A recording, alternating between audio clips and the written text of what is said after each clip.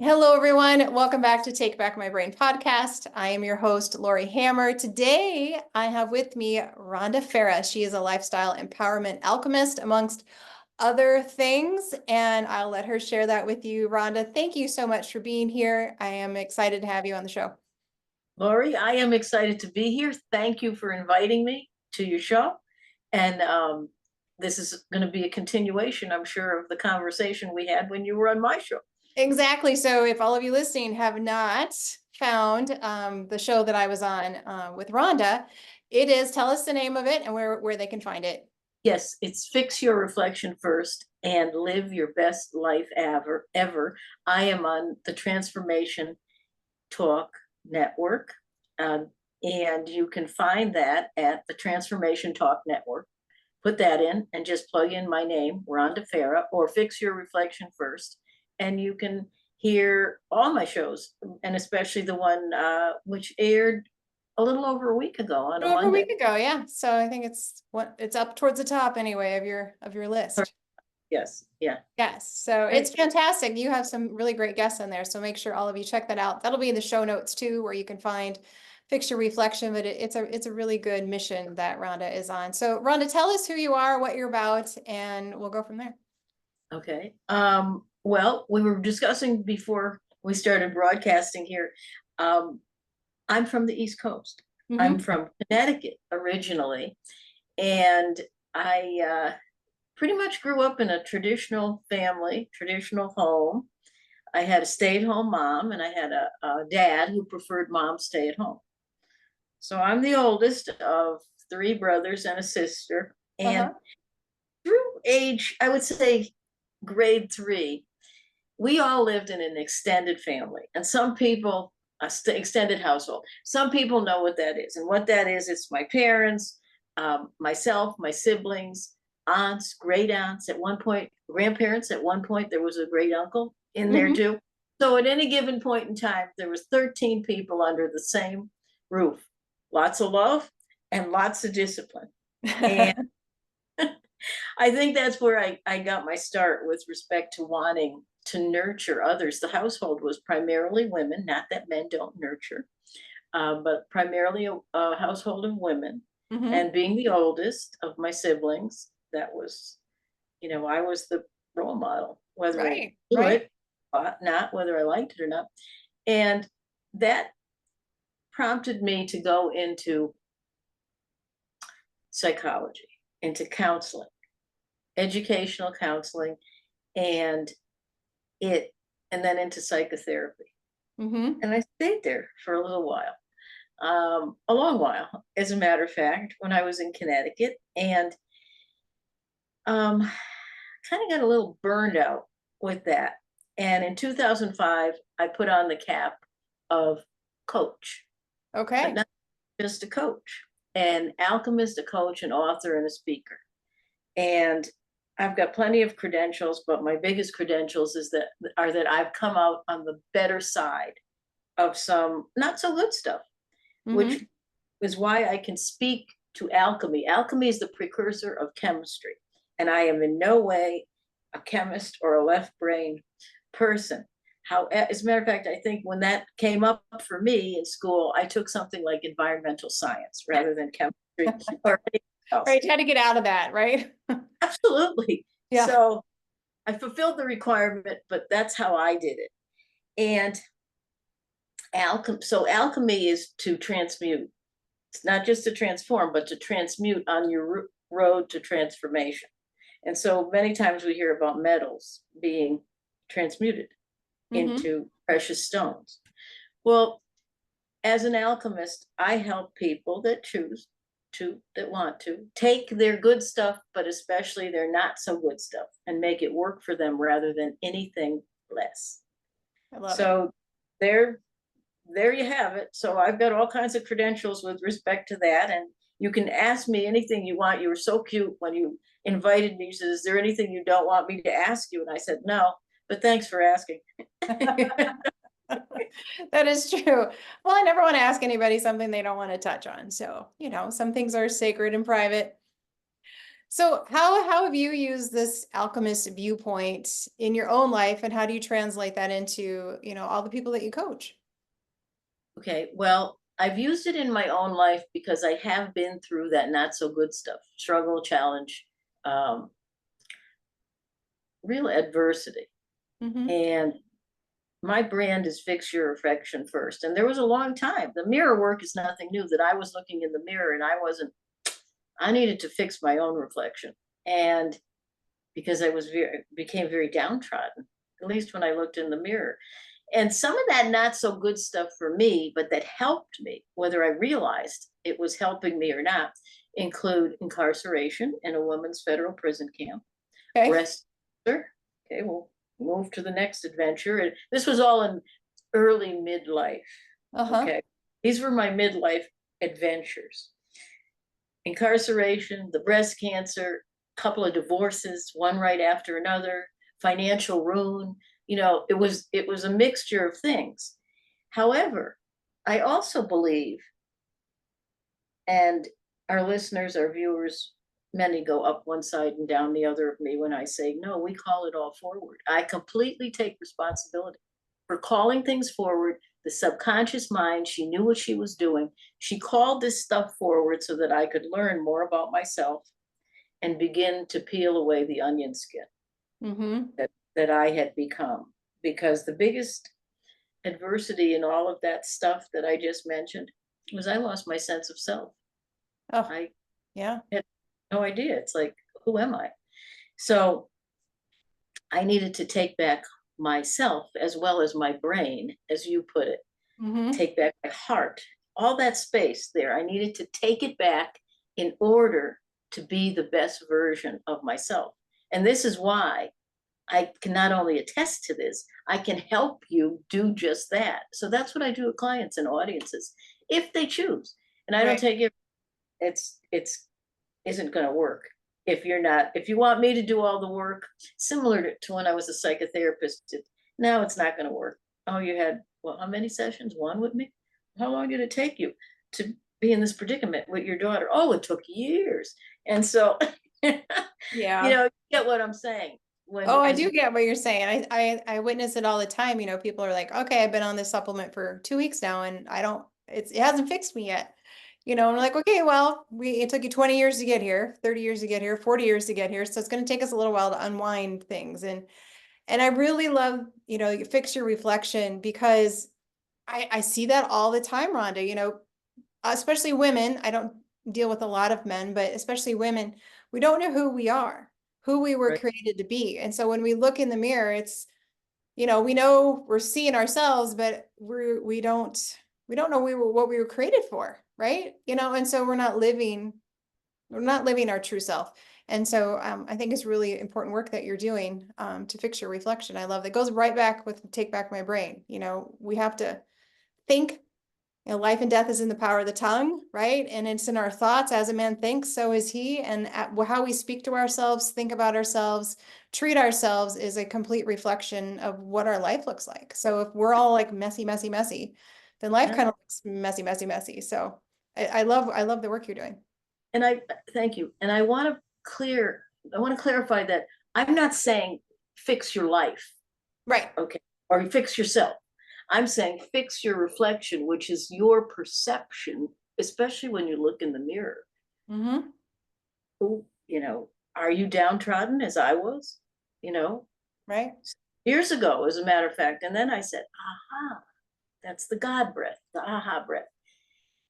There it is right now. And that's my confirming breath Mm-hmm. that I am confirming to myself and I'm confirming to others, especially those that are listening right now, that you got it in you. I call it the authentic power from within. We're all our own guru. So, regardless of what we've been through, we're good. We're perfect just the way we are. Every perfect in our imperfections. And it's those imperfections that actually make us the best version of ourselves if we utilize them to our advantage so that we can go ahead and not only be our best version of ourselves, but help others do the same. I'm a big believer in helping others heal. For me is healing me, Oh, whatever I have. yeah. healing me from a torn meniscus right now. But it, Meniscus. and yes, and so it's crucial that people understand that. And I think you're right. Women, especially, I work with women that 45 and older, 50 and older, and I was 66 in June, and I'm loving it because I'm looking in the mirror and I'm saying, wow, I've never looked better, at least to myself, which is really what counts. Right. So and so many times we've looked in the mirror and we're concerned with what other people think of us, what other people see. Mm-hmm. I used to do that too, no longer. And I look in the mirror, I like what I see. And if the day I am not concerned with what I think of myself, or if I think less of myself, that's the day I need to regroup, take 5 steps back, and take back my mind space, my heart space, take back who I am. I mean, we are created in the image of God. Yes, absolutely. We are. And so what's wrong with that? Nothing. It's perfect. It's beautiful. I mean, what else could we want? That's it. What else could we want? And whatever you call it, universe, source, spirit, divine, we are created to be the magnificent beings that we are. If we buy in, if we say, okay, I got it, I believe it, try it. If those of who have not tried that, just try it. Because whatever you got going on and it's not working for you now, try something else. What's the definition of insanity? Keep doing what you're doing the same way and expect different results. Right. It's worth a try. So through all that's my testimony of me. So I have the right, if people choose, to give that sort of guidance, because that's what it is. I invite people to do things. I don't say you should do this. I think you better do this. No. Based on what you've said, I invite you to try this Mm-hmm. and try it on and go in the mirror and try it on. What do we do, especially as women? Try I'm on gonna stuff. try on stuff, oh, okay, I'm getting ready for this show with you, and I'm going to the camera first before I hit the Zoom. So Uh-huh. And make sure all this is put together. right, so I can see if I'm out and about and I say, oh gee, I don't have a mirror, all I do is pick up my phone and switch it around and say, Uh-huh. the mirror is very important because we're looking at who we need to be looking at, because we are the most important person to be the best version of ourselves. Don't count on that external validation. Don't count on it. It's you can have a relationship with someone else that's going to tell you how valuable you are, maybe, but you better know how valuable you are, or you'll end up with a few divorces. And Right. but I learned from all of that. Every single not so good stuff thing I did, I went through, I learned.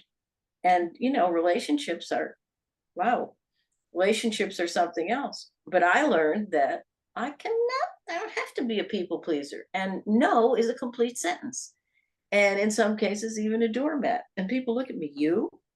And I go, yeah, I'm not immune to any of the stuff, the not Right. so good, which is why I'm an authority. I'm an expert. I'm not only an alchemist, I'm an expert. You're an expert on all this, right? Right. Yeah. So what do we do when we look in the mirror and we need to fix our reflection? What do you help people work on? Well, looking in the mirror, first approach the mirror. Okay. Again, mirror work's been around for a long time. I've Right. been doing it for a long time before my brand upgraded to fix your reflection first. I just didn't know I was doing it. I used to joke with myself. Every time I go by a pane of glass, I want to catch my reflection. I'd say, God, you're looking really good today. Okay. And I'm joking, but it's true. Yeah. It's, if we can do that, if we can be playful with ourselves, and that's what I invite clients and audiences to do. Look in the mirror. Okay, who do you see? What do you see? Do you like what you see? Can you look in the mirror and say, hey, Mm-hmm. I like you. I like you a lot. I like you just the way you are. I love you. I love you just the way you are. I do it every morning. Okay. I mean, I literally do. And I had someone say to me, that's so vain. I could never do that. So we got a room before 2020 and the pandemic, room full of people. I could never do that. That is so conceited and selfish. I said, oh, so what do you do? And again, I have the right to be blunt and otherwise. Well, I would never do that. I go, but tell us, what would you do? Because I'm sure you're very brave and courageous to make that statement, I said to this woman. Uh-huh. Sure, there's other people sitting here with us that are thinking the same thing. Like they could never do what I do. That's, first of all, some people think it's silly, and other people think it's conceited, and other people think it's narcissistic, and and otherwise. And she said, I don't know. I said, I invite you just to think about that, because you're not wrong. Because looking in the mirror and doing one thing or another, especially looking in the mirror, liking what you see and saying, I love you just the way you are.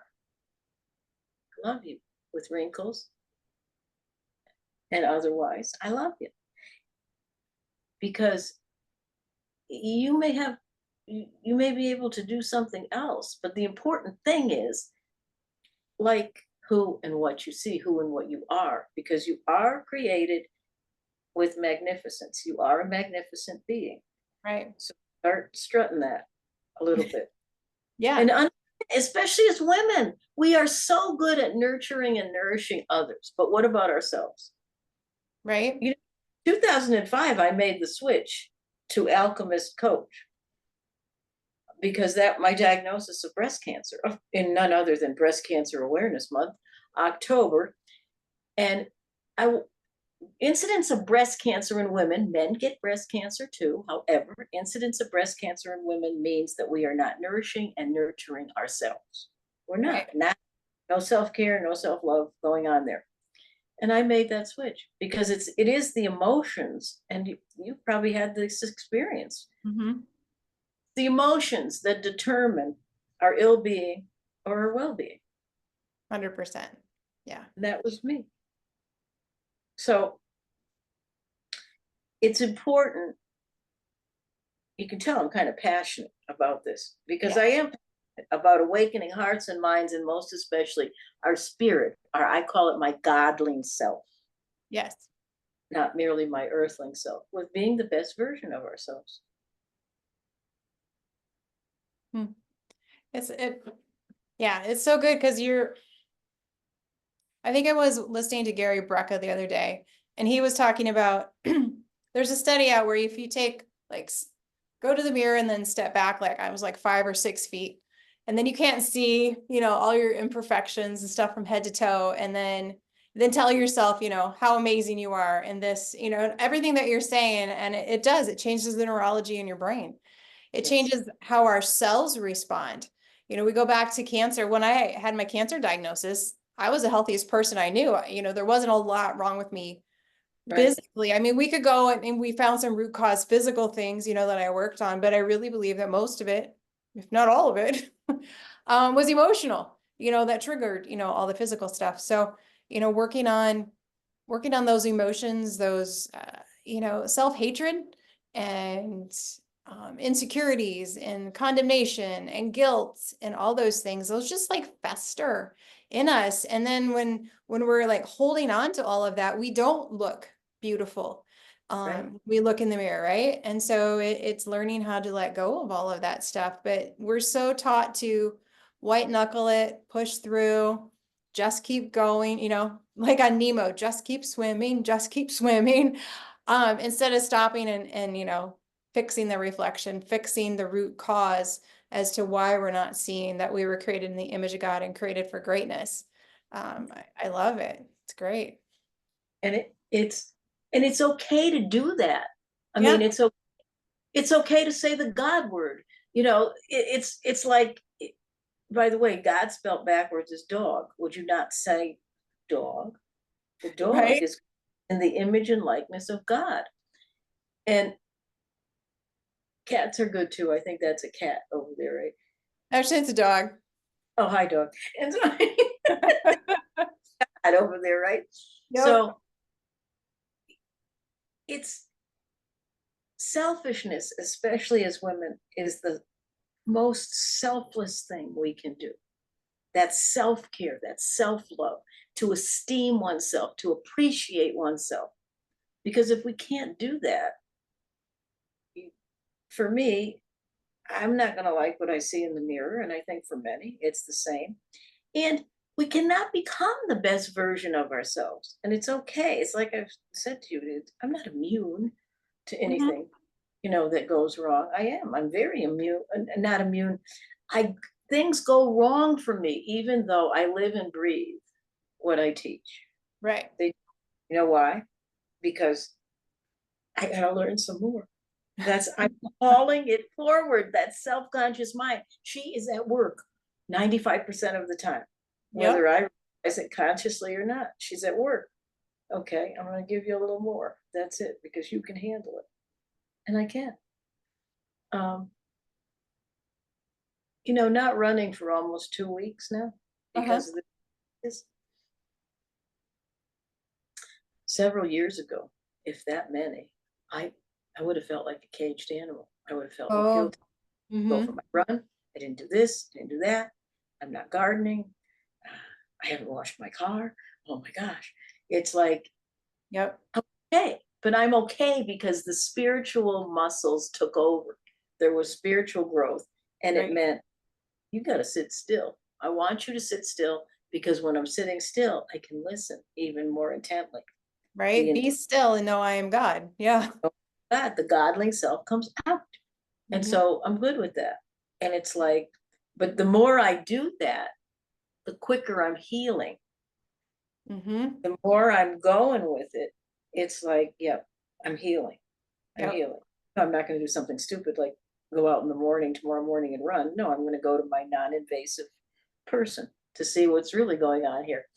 Yeah. So it's, we have everything at our disposal if we choose to go within to be the best version of ourselves. And that the best version is our divine self, which we all have, our authentic power, the power to thrive and not merely survive. That is so true. Yeah. And it's good to like not only hear podcasts like this, but have a coach or, a best girlfriend where you're all on the same page and you're just constantly, reminding yourself of it. I was feeling kind of like the other day, and my daughter, she's going to be 18, and, she's traveled with me everywhere. So she hears everything I've ever done, been to every conference, all this kind of stuff. And she knows what I tell my clients. And she goes to me, "Oh, Mom, do you remember when, you had like 3 months this past spring and your eyes swelled shut and you didn't feel good?" I said, "Yeah." She goes, "Why don't you go take a nap so that doesn't happen again?" You know, just those little reminders like, "Oh yeah, that would probably be a good idea." She goes, "What would you tell your clients if they felt the way that you do today in the last few days?" And I said, "Well, I would tell them to rest." She goes, "Maybe you should rest." Yeah, maybe you should You know, rest. I mean, we just need those reminders, because we are pushers. We want to serve, we want to get it all done. But we don't heal unless we rest. If you can't sleep, you can't heal. If you're not taking time to breathe, your brain isn't going to calm down, and then your cortisol is going to stay up, and then your cells aren't going to heal, and you're going to stay in inflammation. And it all boils down to just breathing and being still. Yes. And yeah. And I love that you start every day, in the mirror saying those things, because you are created in the image of God, and we should be telling ourselves those things every single day so we don't forget that. Because we can't be the best version of ourselves if we're not if we're not living the way we were created to live. That's absolutely true. Yeah. Truth with a capital T, yes. Yes. Awesome. Is there anything you want to leave the listeners with? I would like to leave listeners with understanding that no matter what you've been through, no matter what tunnel you're journeying down, two things: you're not alone. Mm, Reach out. Reach out, as you were saying, to a coach, whether it's me or someone else. Reach out to someone. You are not alone. And understanding that is crucial. And that tunnel, that light coming at you is not a train. That light coming at you in that tunnel is the guidance. It's the blueprint. It's the direction. It's the courage. It's the boldness. Right. Step out of your comfort zone and be the best version of yourself. And I'd also like to say, you're not going to avoid yourself, because wherever we go, we take ourselves with us. We're there. Yeah, we're there. Wherever we go, we take ourselves with us. Don't, you know, and grow where you are planted. Did I expect to be here rather than on the East Coast? No, especially for this long. However, I'm going with it. I'm growing where I'm planted, and now there's movement. Okay. Time. God's going to move me. That's it. And finally, remember, I invite our viewers, our listeners, to treat life as if it were ice cream and enjoy it before it melts. That's good. I love it. Thank you, Rhonda. I really appreciate you being here. Appreciate your words of wisdom and sharing with my audience. All of Rhonda's information will be in the show notes, so make sure you contact her, follow her on her podcast, Fix My Reflection. And I thank you for joining us today, and I will see you in the next episode. God bless. God bless you too. Thank you so much. Bye for now.